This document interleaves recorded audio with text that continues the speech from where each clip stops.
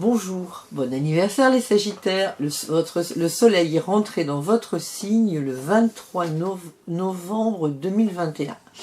Alors, le Sagittaire, c'est le 9e signe du zodiaque. Le Sagittaire, c'est également la 9e maison. C'est celle qui a trait à l'idéal, à l'évasion, au grand voyage du corps ou de l'esprit, aux études supérieures, à l'étranger, à tout ce qui amène l'homme à s'élever. C'est la spiritualité, les lois, la philosophie. Son maître est Jupiter, celui qui nous apporte la chance, l'expansion, l'épanouissement. C'est aussi le dernier signe de feu. Dans les signes de feu, vous avez le bélier, vous avez le lion et le sagittaire. Alors le feu, il est en rapport avec l'énergie vitale. Sa présence en excès dans un thème va signifier que la personne peut avoir des pulsions incontrôlables, voire violentes, alors que une carence, ça va entraîner chez la personne un manque d'énergie. Alors, le Sagittaire est également ce qu'on appelle mutable. Alors, les signes mutables, ce sont ceux qui terminent une saison. Alors, comme le Gémeaux, la Vierge, le Sagittaire, le Poisson. Alors, étant en quelque sorte à la charnière d'une nouvelle saison, ils ont une grande capacité d'adaptation et de changement. Dans un thème, un excès de mutable peut créer l'instabilité alors qu'une carence en mutable entraînera lourdeur et rigidité. On ne peut étudier l'astrologie sans faire référence à la mythologie. Alors là, le Sagittaire, c'est le centaure. Qu'est-ce qu'un centaure? C'est une espèce d'animal hybride, c'est mi-homme, mi-bête, qui réunit les instincts les plus bestiaux, les plus violents, les plus grégaires, les plus lubriques, et en même temps qui est capable de la plus haute puissance chez certains, plus haute puissance spirituelle. Alors, ces passions les plus sauvages n'excluent pas un caractère chevaleresque et il est capable, notre Sagittaire, de juguler ses passions.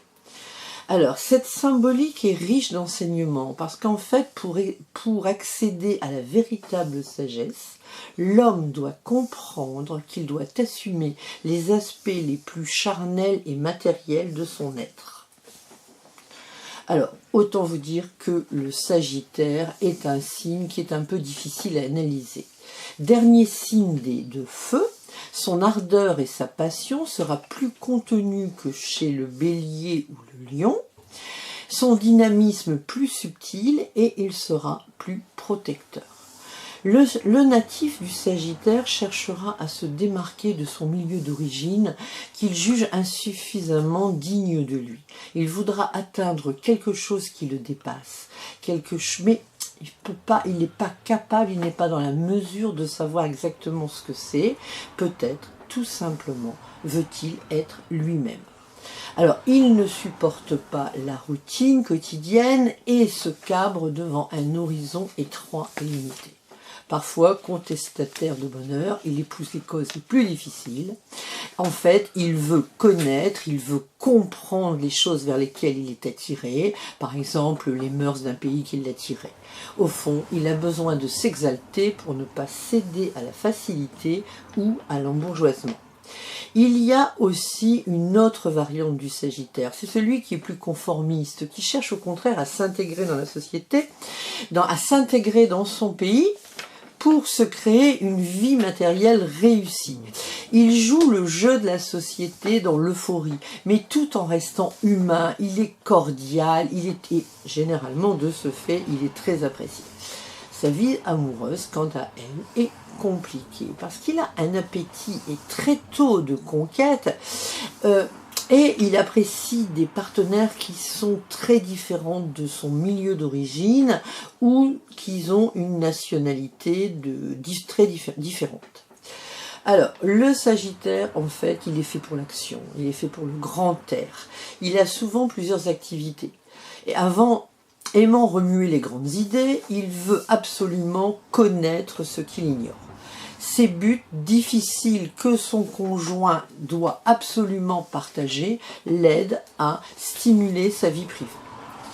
en général de bonne foi, très franc, peut-être trop d'ailleurs. Il a l'esprit sportif et cherche à aider les autres en bon camarade. Il arrive que sa réussite soit plusieurs fois dans sa vie remise en question, parce que le mot sécurité, il ne connaît pas. Même matérialiste, il a toujours en lui un idéal pour lequel il aime se battre, et sa capacité de vision des choses, en fait, mérite complètement notre respect. Voilà la toile de fond d'un Sagittaire. Pour véritablement saisir une personnalité, il faut avoir recours à son thème astral, c'est-à-dire fournir à l'astrologue à qui vous le demanderez sa date de naissance, son heure, le lieu, car les planètes, elles évoluent sans cesse dans le ciel. Nous allons passer maintenant aux prévisions, parce que je sais que c'est quelque chose que vous attendez. Alors, donc, on commence, quand on regarde les prévisions, on commence à regarder le soleil. Ce soleil qui rentre en Sagittaire le 23-11 va se teinter des qualités du signe. Il donnera donc de l'énergie, du dynamisme, de la lucidité, de l'optimisme, un désir de voir grand, et sera positif, bien sûr, pour les Sagittaires, les Béliers, les Lions, sans oublier nos Balances et nos Verseaux. N'oublions pas que Jupiter, ça, c'est la chance, et en même temps c'est le maître du Sagittaire, c'est son maître. Donc il sera opérant le temps que le soleil sera dans ce signe. Nous regardons également dans ces cas-là Mercure.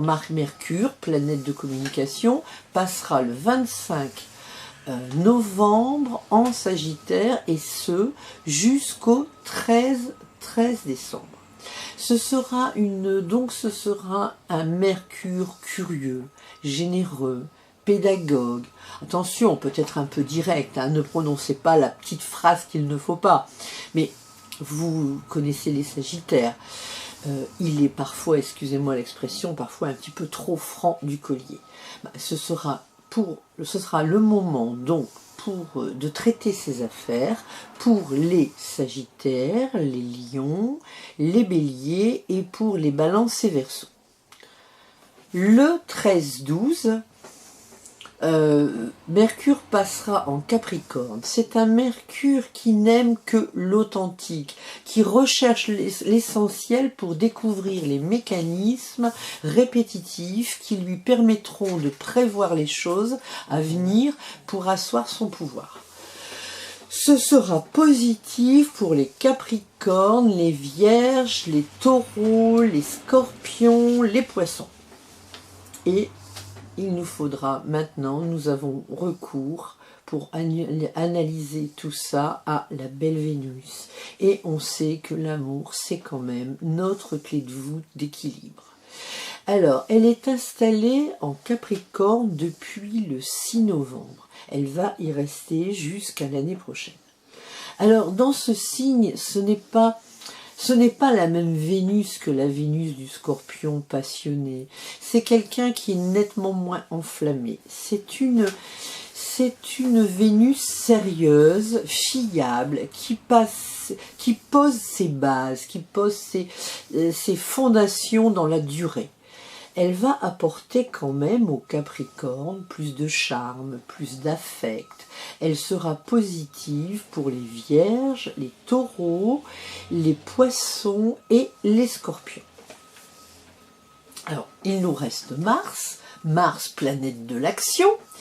Il est en Scorpion jusqu'au 13 décembre et il va donner aux Scorpions, aux Poissons, au Cancer, aux Vierges et aux Capricornes du courage à revendre, une témérité hors pair. Et lorsqu'il va passer en Sagittaire, ce courage sera diminué, mais sera teinté d'optimisme et ravira nos Sagittaires, nos Lions, nos Béliers, ainsi que nos Balances et nos Verseaux. Voici pour nos planètes rapides. pour notre planète lente, nous avons Jupiter en Verseau qui protège les troisièmes décans des Balances, Gémeaux, Sagittaire et Bélier. Saturne en Verseau soutient les Balances, les Gémeaux, les Sagittaires, les Béliers. Saturne n'est pas toujours l'empêcheur de tourner en rond. Quand il forme des bons aspects comme là, pour les signes dont je viens parler, il prend en compte leur expérience du passé et leur sens de l'effort. Alors, nous avons Uranus. Uranus, l'imprévu, le changement. Vous savez, c'est celui qui nous tombe sur le nez et la chose qui nous tombe sur le nez et auquel on ne s'attendait pas.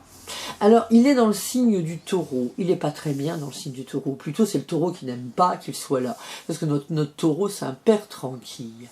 Mais là, il est bénéfique pour les Vierges, les Capricornes, ainsi que les Cancers et Poissons. Il nous reste Neptune. Neptune, vous savez, c'est celui qui parfois nous plombe, on se demande un petit peu, on ne sait plus trop où on en est. Mais en même temps, Neptune, c'est l'intuition, et ça c'est quand même magnifique. Il reprend sa marche directe le 2 décembre, et là, il protège les troisièmes décans, des Cancers, des Scorpions, des Capricornes et des Taureaux. J'ai encore Pluton, planète de destruction et de transformation, ne concerne de façon positive que les troisièmes décans de la Vierge, du Taureau, ainsi que les Scorpions et les Poissons, mais je préfère absolument n'en parler que lorsque je fais un thème, parce que c'est tellement précis et c'est quand même aussi... Ça concerne très peu de personnes, mais c'est quand même aussi très important. Alors, si mon travail vous intéresse, vous pouvez me suivre sur ma page Facebook, sur Myriam Drouet, Astrologie, Hypnose Spirituelle, ou sur la page de Myriam, sur notre site www.opalcristal, alors cristal, CHRISTAL.org. Alors, à bientôt pour le signe du Capricorne, juste avant les fêtes, et merci de votre écoute.